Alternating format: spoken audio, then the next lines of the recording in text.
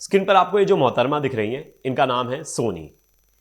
इनके 2 बच्चे हैं और इनका अपने ही पड़ोस में रहने वाले रविंद्र नाम के शख्स से चक्कर चलता है, यानी अवैध संबंध था। अब क्या होता है, एक दिन इनकी बेटी जो है वो पड़ोस वाली जो अंकल है उनके घर पे जाती है और उनकी बेटी, दोनों की बेटी दोस्त होती है। वो उनका मोबाइल स्क्रॉल करती है तो देखती है मम्मी की वीडियो अंकल के साथ, और वो भी आपत्तिजनक वीडियो। वो देखने के बाद वो बच्ची डर जाती है और वो बच्ची उस वीडियो को डिलीट कर देती है और अपने घर आ जाती है। जब रविंद्र मोबाइल चेक करते हैं और देखते हैं इसमें से ये वीडियो डिलीट है, वो समझ जाते हैं कि मैंने बच्चों के हाथ में मोबाइल दिया था, उन्हें हमारे बारे में पता चल गया है। ये बात वो सोनी को बताते हैं। तो सोनी इतनी बड़ी प्लानिंग रचती है, वो सोचती है कि कहीं ना कहीं ये बात पति को पता चल जाएगी, जिसके बाद बहुत बवाल होगा, हमें अलग रहना पड़ेगा, फिर बदनामी होगी। उससे बचने के लिए इतनी बड़ी प्लानिंग रचती है और उस प्लानिंग के तहत अपने पति की हत्या करा देती है। मामला सिर्फ यही नहीं रुकता कि हत्या करा दी, हत्या कराने के बाद दृश्यम मूवी जैसा उसको गड्ढे में, 4 फीट गड्ढे में गड़वा देते हैं। अब मामला यहां भी नहीं रुकता। अब जब पत्नी को लगा, सोनी को लगा कि वो फंस जाएगी, तो वो अपने पड़ोसी बॉयफ्रेंड को ही फंसा देती है। बोलती है कि इसने मेरा रेप किया है और रेप करने के बाद इसने मेरी वीडियो बना ली, और तमाम तरह के झूठे आरोप लगाए। लेकिन कहीं ना कहीं सोनी बहुत ज़्यादा चालाकी करने के चक्कर में बहुत ज़्यादा गलतियां भी कर रही थी, और उसी गलती ने उसे पकड़वा दिया और पता चला कि सोनी पूरी मास्टरमाइंड है इस मर्डर केस की। और फिर आगे जाकर ये पूरी मर्डर मिस्ट्री सॉल्व हुई। तो क्या है ये पूरी मर्डर मिस्ट्री, इस वीडियो में जानेंगे। लास्ट तक ये वीडियो जरूर देखिएगा। नमस्कार, मेरा नाम है प्रियेश पांडे और आप देख रहे हो क्राइम तक।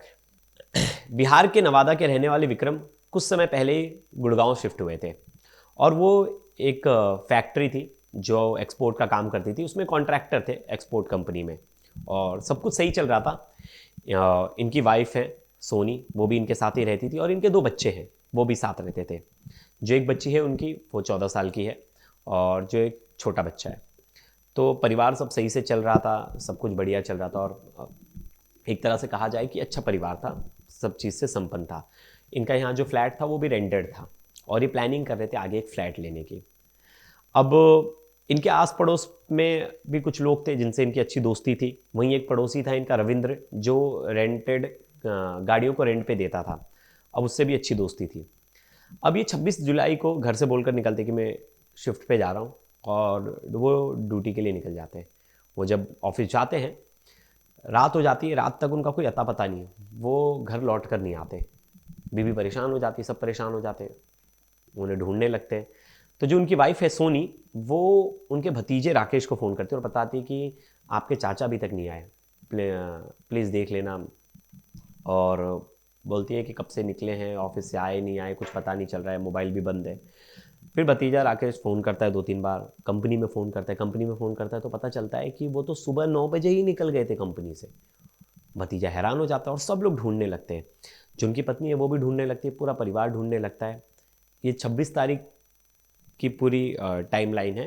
अब अगला दिन आता है 27 तारीख, उस दिन भी ढूंढा जाता है, नहीं मिलते। 28 तारीख आ जाता है, 28 तारीख को भी ढूंढा जाता, नहीं मिलता है। तब जाकर अब लगता है कि अब मिसिंग रिपोर्ट लिखा देना चाहिए।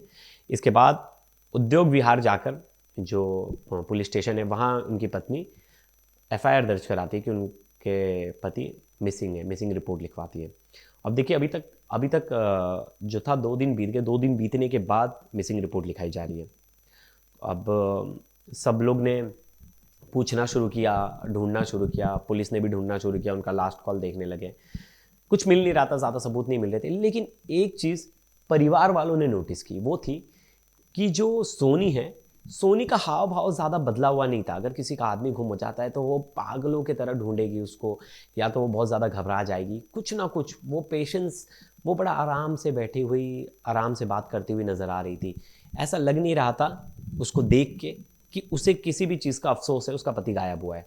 ये बात जो विक्रम है उसके घर वाले नोटिस कर रहे थे, मतलब सास ससुर वगैरह और जो बाकी लोग थे, उनको कहीं ना कहीं शक गहराया कि पत्नी तो नहीं इन सब के पीछे, जो सोनी है। और उन्होंने पत्नी पे प्रेशर बनाना शुरू कर दिया, और घर में बहुत लड़ाई झगड़ा हुआ, सबने उससे पूछा, सबने बोला तू नहीं कुछ कराया तेरे। अब वो प्रेशर में आके उसे लगा कि कहीं ना कहीं मैं फंस जाऊंगी अगर घर वालों ने पुलिस को मेरे से पहले कंप्लेंट कर दी और कुछ बता दिया। तो उसने एक जाल रचा, उसने कहा कि पड़ोस में रहने वाले रविंद्र ने उसे मारा हो सकता है। घर वाले शौक हो जाते हैं, बोलते उसका क्या लेना देना, वो क्यों मारेगा। फिर वो एक चीज़ बताती है, कहानी बताती है, बोलते एक दिन मैं घर में अकेली थी, रविंद्र आया, रविंद्र ने मेरा फ़ायदा उठाया और मेरा रेप किया। रविंद्र ने रेप करते समय उसकी वीडियो भी बना ली और वीडियो बनाकर धमकी देने लगा, ब्लैकमेल करने लगा कि इस वीडियो को मैं सोशल मीडिया पे अपलोड कर दूंगा और बाकी जगह डाल दूंगा और इससे तुम्हारी बदनामी होगी। और मुझे लगता है कहीं ना कहीं उसने ही विक्रम को मारा होगा या विक्रम को उसने ही कुछ किया होगा, क्योंकि वो चाहता था कि विक्रम मेरी ज़िंदगी से चला जाए। जैसे ही जो सोनी देवी वो बताती है, घर वाले तुरंत पुलिस को बताते हैं। पुलिस 1 अगस्त को जो है रविंद्र को हिरासत में ले लेती है। हिरासत में लेती है, पुलिस पूछताछ करती है, तो रविंद्र जो है वो टूट जाता है और अपना गुनाह कबूल कर लेता है। वो बताता है कि मेरा रेंट पे जो गाड़ियों को किराए पे देने का काम है और मैंने ही विक्रम की हत्या करवाई है। मेरे साथ मेरे और 2 दोस्त थे जिनका नाम था मनीष और एक का नाम था फरसीद।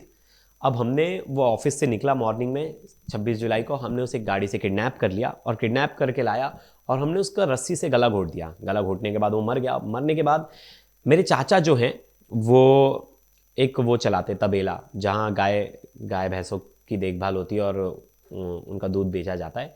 तो उसी के पास जो है बहुत सारा लैंड एरिया खाली था और वहाँ बहुत ठीक ठाक मिट्टी थी। अब मैंने प्लान किया, उसी के बाजू में एविल सोसाइटी थी, एविल सोसाइटी के पीछे ये एरिया था। एविल सोसाइटी के पीछे अपने चाचा को इसने जाके कन्विंस किया कि चाचा ऐसा मैं एक शख्स को मार के लाऊंगा, ऐसा ऐसी प्रॉब्लम चल रही है, और अपने चाचा को कन्विंस कर लेता है। उसके चाचा गड्ढा खोद के रखते और वो हत्या करते और ले जाके दफन कर देते। देखिए 26 तारीख को ही मर्डर कर दिया गया। अब इसके बाद हत्या करने के बाद रविंद्र ने कॉल करके जो है वो ये सब जानकारी सोनी देवी को दी थी। अब सोनी ने तो ये झूठी कहानी बताई थी, लेकिन जब रविंद्र पकड़ाया तो रविंद्र ने पूरी सच्चाई बता दी और बताया कि सबसे पहला कॉल उसने सोनी को किया था। सोनी को बताया था कि तेरे पति की हत्या कर दी थी। तो सोनी यहाँ से फंस गई। सोनी को जब पुलिस ने पूछा कि तुम्हें तो पता चल गया था कि 26 तारीख को तुम्हारे पति की हत्या हो गई है, तो तुमने 28 तारीख को क्यों बताया। फिर सोनी के पास कोई जवाब नहीं था। सोनी टूट गई और सोनू ने पूरा प्लान बता दिया। सोनी ने बताया कि एक बार मेरी बेटी जो है इनके रविंद्र के घर गई थी और हम लोग जब इंटीमेट होते थे तो हम अपनी वीडियो रिकॉर्ड कर लेते थे, हम अपनी वीडियो बनाते थे और रविंद्र को और हम दोनों वो वीडियो देखते भी थे। तो फिर लेकिन अब मेरी बेटी जो है रविंद्र की बेटी से बड़ी थी, तो उसको मोबाइल अच्छे से चलाने आता था। तो वो जिस फोल्डर में रखा था उस फोल्डर में चली गई। रविंद्र, वो दोनों मोबाइल यूज़ कर रहे थे, रविंद्र की बेटी और मेरी बेटी, और उसने हमारी वीडियो देख ली। वीडियो देखने के बाद उसने वो वीडियो वहाँ से डिलीट कर दिया। अब ये बात हमें पता चल गई तो हमें शक था कि कहीं ना कहीं बेटी जो है वो पापा के बड़ी क्लोज है और वो विक्रम को ये सब चीज़ें बताना दे। अब इस बात से डर के मारे इन्होंने प्लान किया और पहले बहुत सारी वीडियो देखी, सावधान इंडिया, क्राइम पेट्रोल, तमाम जो ऐसे एपिसोड्स आते हैं उनके वीडियोस देखे और प्लान तब बनाया जाकर कि हमें कैसे हत्या करनी है, कैसे प्लान करना है, कैसे मर्डर करना है, उसके बाद पुलिस को क्या बताना है। और ये सब प्लानिंग के तहत इन्होंने प्लान कर लिया। लेकिन सब चीज़ें जल्दबाजी में हुई। इन्होंने बोला कि हम ज़्यादा बात नहीं करेंगे और इन्होंने ज़्यादा बात नहीं की। लेकिन हत्या के बाद जो एक कॉल था रविंद्र ने जो किया था सोनी को बताने के लिए, उसके वजह से सोनी कहीं ना कहीं इसमें पकड़ा गई। अब जब हत्या कर दी तो हत्या के बाद सोनी को उसने फ़ोन किया और फ़ोन करके सब चीज़ बता दी। तो रविंद्र के मोबाइल में कॉल रिकॉर्डर था जिसमें कॉल रिकॉर्डिंग होती थी, उसमें पूरा कॉल रिकॉर्डिंग था। अब इनका प्लान आगे ये भी था कि कहीं ना कहीं अगर ये बात बेटी को पता है तो बेटी को भी रास्ते से हटा दिया जाएंगे, लेकिन बहुत लेट हो गया था, मामला पूरे घर वालों को पता चल गया था और ऐसे में पॉसिबल नहीं था कि बेटी को भी रास्ते से हटा दे। तो कहीं ना कहीं ये जो सोनी है इन्होंने ऐसी प्लान रची और ख़ुद को बचने के लिए, मतलब खुद जब लगा कि मैं फंस जाऊंगी तो अपने बॉयफ्रेंड को भी फंसा दिया, रविंद्र को, कि इसने मेरा रेप किया है और झूठे केस में चाह रही थी कि वो भी जेल में चला जाए, पति भी मर गया, उसको भी कोई पूछने वाला नहीं।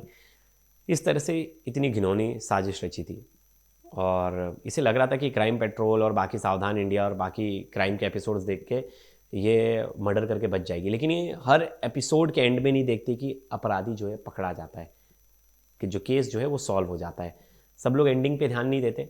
इसी तरह मेरी भी वीडियोस देखा करो तो उसमें हमेशा आप एंडिंग में देखोगे कि मोस्टली अपराधी जो है वो पकड़ा जाता है। और आप कितने भी शातिर क्यों ना हो और आप सोचोगे किसी की हत्या करके आज के डिजिटल युग में आप बच जाओगे, तो इम्पॉसिबल है, इम्पॉसिबल है।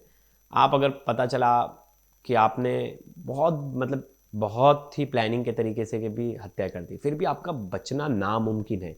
आप ऐसा कोई केस बता दीजिए जो हाल फिलहाल में आरुषि के बाद से सॉल्व नहीं हुआ। मोस्टली केसेस सॉल्व हो जाते अगर आप अपने पार्टनर, अपने घर में किसी की हत्या करने की प्लानिंग कर रहे हो।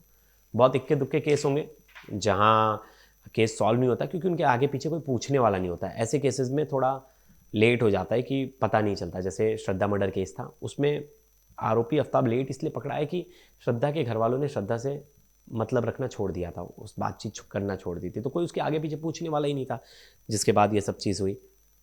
अब यहाँ भी जो केस है विक्रम के साथ, लेकिन यहाँ उसके घर वाले थे और सोनी देवी पकड़ा गए। अब सोनी देवी सलाखों के पीछे और 5 दिन की रिमांड जो है कोर्ट ने उन्हें दी है, पुलिस वालों को। और इसमें देखिए और क्या क्या चीज़ें निकल कर सामने आती है। लेकिन ये हाल फिलहाल में बड़ी हैरान करने वाले मामले हैं जो निकल कर आ रहे हैं कि अवैध रिलेशन, अवैध रिश्ते के चक्कर में बहुत सारे पति हैं जो मारे जा रहे हैं। और लंबी लिस्ट है, मैंने तो नहीं पता अब तक इस पर कितनी वीडियो बना चुके होंगे।